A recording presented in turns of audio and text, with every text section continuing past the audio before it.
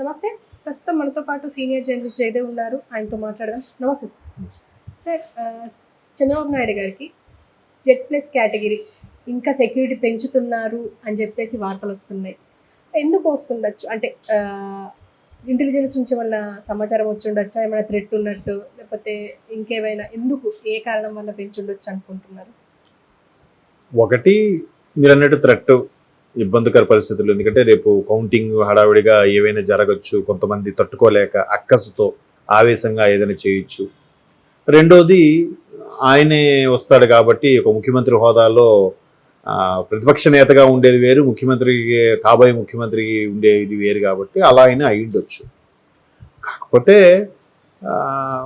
ఎందుకంటే రకరకాలుగా వార్తలు వస్తున్నాయి. మొన్న ఆయన అమెరికా వెళ్ళినప్పుడు కూడా కొంతమంది వైసీపీ నేతలు ఆయన ఎక్కడికి వెళ్ళారో చెప్పాలి. నిజంగా దుబాయ్ వెళ్ళి అమెరికా వెళ్ళాడా, అమెరికా డైరెక్ట్గా వెళ్ళాడా, లేదంటే నల్లధనాన్ని దాచుకోవడానికి అమెరికా వెళ్ళారా?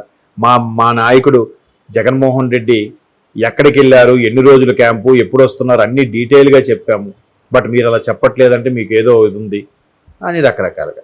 వెంటనే వీళ్ళు టీడీపీ శ్రేణులు మాట్లాడుతున్నారంటే మా నాయకుడు అమెరికా వెళ్ళాడు, పర్సనల్ పని మీద వెళ్ళాడు, వచ్చాడు అని చెప్పి. ఇంకొంతమంది ఏంటి, ఆల్రెడీ రాష్ట్రం ఇబ్బందికర పరిస్థితిలో ఉంది, ఫస్ట్ కాన్సెప్ట్ ఆయన రెవెన్యూ జనరేట్ చేయడం మీదే పెట్టాడు.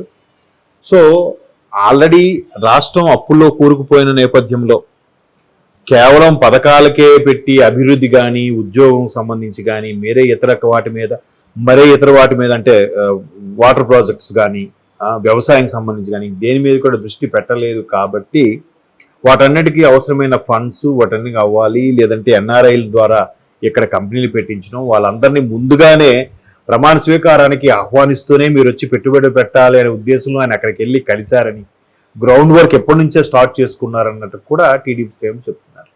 మేబీ అలా కూడా అయినా అయిండొచ్చు. ఎందుకంటే ఆయన్ని అందరూ ఒక విజనరీ, ది గ్రేట్ ఎకనామిస్ట్ అని అంటున్నారు. అంటే ఇక్కడ కూడా చిన్న ఎగ్జాంపుల్ చెప్తున్నారు. అంటే ఇది సందర్భమో కాదో నాకు తెలియదు. ఇంతకుముందు ఒక మన ప్రముఖ నాయకులు చెప్పారు, బీజేపీకి చెందిన నాయకులు ఒక ఆయన, ఏపీకి చెందిన వ్యక్తి. ఆయన అంటే ఇప్పుడు ఏపీ ఎన్నికల కోడ్ అమల్లో వచ్చిన తర్వాత బీజేపీతో పొత్తులో భాగంగా వీళ్ళకి కొన్ని మంచిగా ఫేవర్గా జరిగాయని వైసీపీ వాళ్ళు దుమ్మెత్తిపోస్తున్నారు. దాంట్లో భాగంగానే డీజీపీని మార్చారు, కొంతమంది ఇంటెలిజెన్స్ వాళ్ళు మార్చారు, 4-5 జిల్లాల కలెక్టర్లని, ఎస్పీలని చాలా మందికి మార్చారు. మార్చిన తర్వాత కొంత ఎన్నికలు సజావుగా సాగడానికి, రిగ్గింగ్ అవ్వకుండా ఉండడానికి ఉపయోగపడిందని రకరకాలు.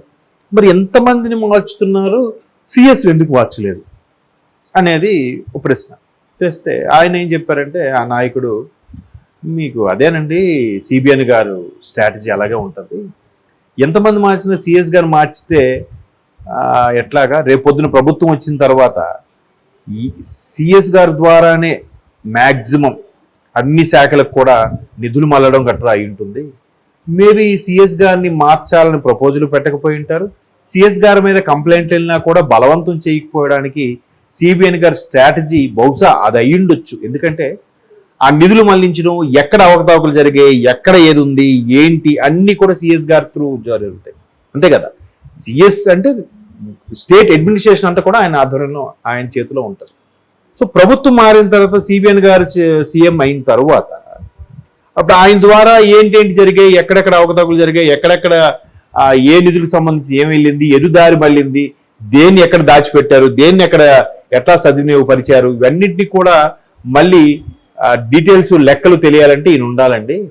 బహుశా అందుకు ఈయన మీద సిబిఎన్ గారు ఒత్తిడి తేకపోయి ఉంటారు ఎలక్షన్ కమిషన్కి, ఈయన ఇటువంటి వ్యక్తిని మార్చాలని. మిగతా కొంతమంది మార్చినా ఈయన మార్చపోవడానికి అయ్యుండొచ్చు. ఈయన గ్రేట్ ఎకనామిస్ట్ అండి సిబిఎన్ గారు, చిన్నా చితక వ్యక్తి కాదు ఆయన.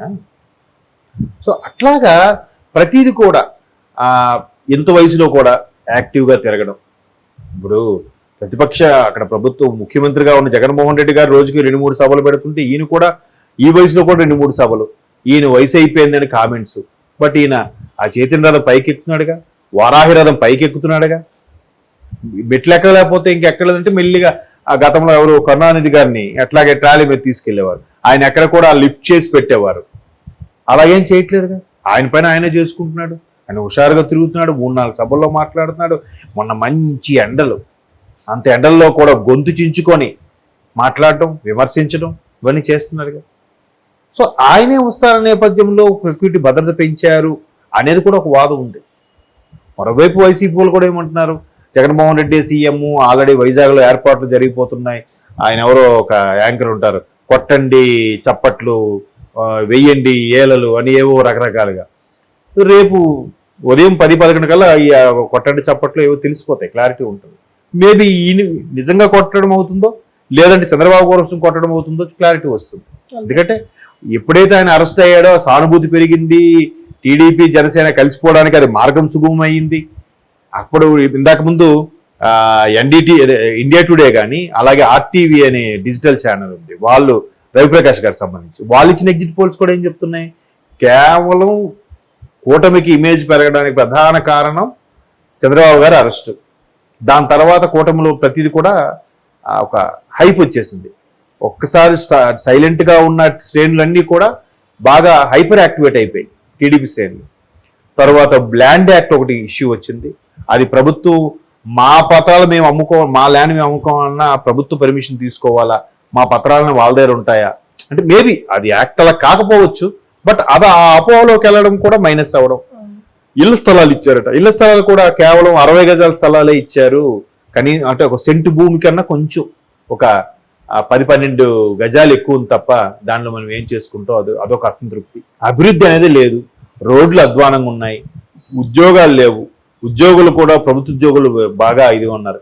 ఇవన్నిటిని కూడా అన్నింటినీ బేరీజు వేసుకొని ఇంకా కూటమికే ప్రధాన అవకాశం ఉంది అని కూడా ఎగ్జిట్ పోల్స్ చెప్తున్నారు. ఆర్టీవీ వాళ్ళు కానీ ఇండియా టుడే వాళ్ళు కానీ నేషనల్ ఛానల్స్ చాలా వరకు కూడా అదే చెప్పారు.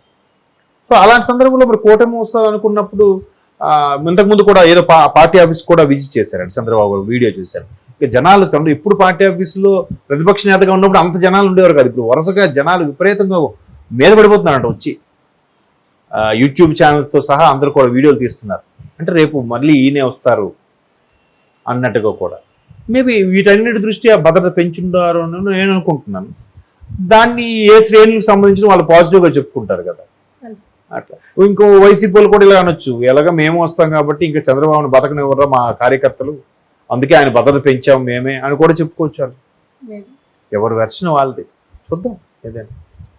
మేబీ అలా కూడా అయినా అయిండొచ్చు, ఎందుకంటే ఆయన్ని అందరూ ఒక విజనరీ, ది గ్రేట్ ఎకనామిస్ట్ అని అంటున్నారు.